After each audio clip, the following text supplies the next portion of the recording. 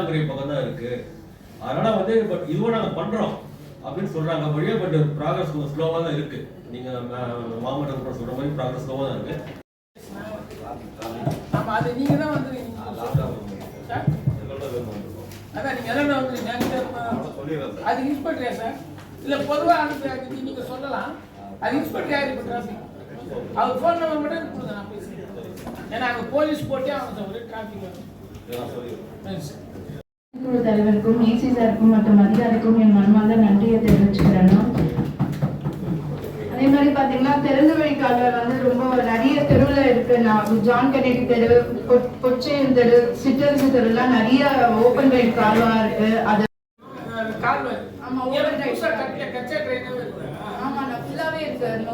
ஒரு 10 தெருவில் இருக்குங்க எங்க வார்டுலன்னு பார்த்தா அதை சுத்தம் பண்ணிட்டு அதை கிளீன் பண்ணிட்டு வேற காவா போட்டு கொடுத்தா நல்லா இருக்கும்.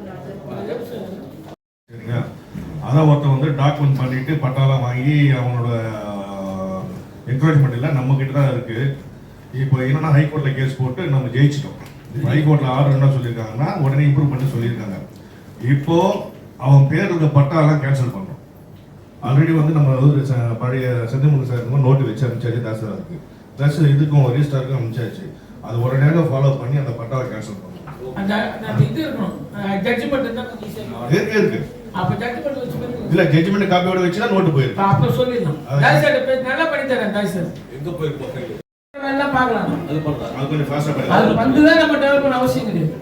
ஜட்ஜ்மெண்ட் இதுல அதை வச்சு தான் பண்ண ஆரம்பிச்சலாம். டெண்டர்ல விட ஆரம்பிச்சலாம்.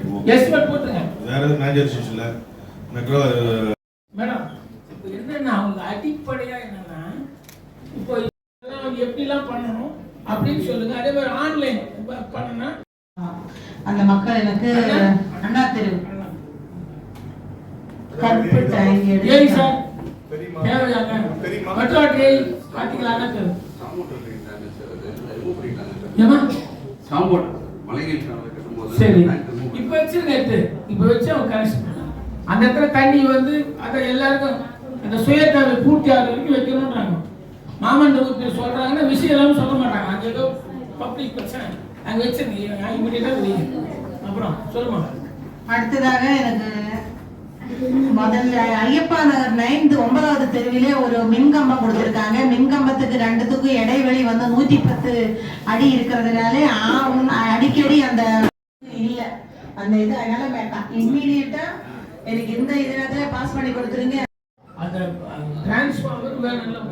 ஆமா இவ்வளவு நேரம் நான் இருக்க எல்லாமே எங்க நடைபாதையில கொண்டு வச்சிருக்கா அந்த பங்கை மொத்தமாவே எடுத்து ரெடி செஞ்சு அது யார் அங்க வச்சாங்களோ அவங்க எடுத்துடணும். எங்களுக்கு பங்கும் வேண்டாம், வண்டி கடை வேண்டாம், எதுவும் வேண்டாம்.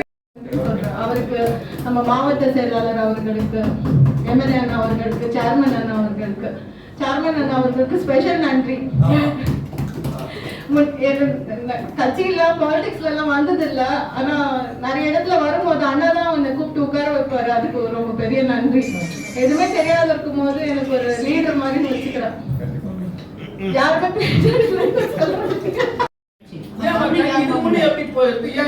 இது ரொம்ப நாளா அந்த பாட்டு தண்ணி விடுறாங்கல்ல அது ஒரு வழியா டிஸ்போஸ் போயிட்டு இருக்கு. ஃபுல்லாவே எல்லாம் உடைஞ்சு அதுக்காக எல்லாம் உடைஞ்சு இப்போ இமிடியேட்டா எங்களுக்கு அது பட்ஜெட் போட்டுருக்காரு. எங்களுக்கு உடனே சாங்க்ஷன் பண்ணி நைட்ல பசுமாடு இருந்ததுனால வேற எதுவும் என்னால எதுவும் பண்ண முடியாது. பண்ணியாச்சு. பப்ளிக் மாட்டிருந்தா what is the solution? Mic கொடுப்பா. 30 வருஷம் ஆகல.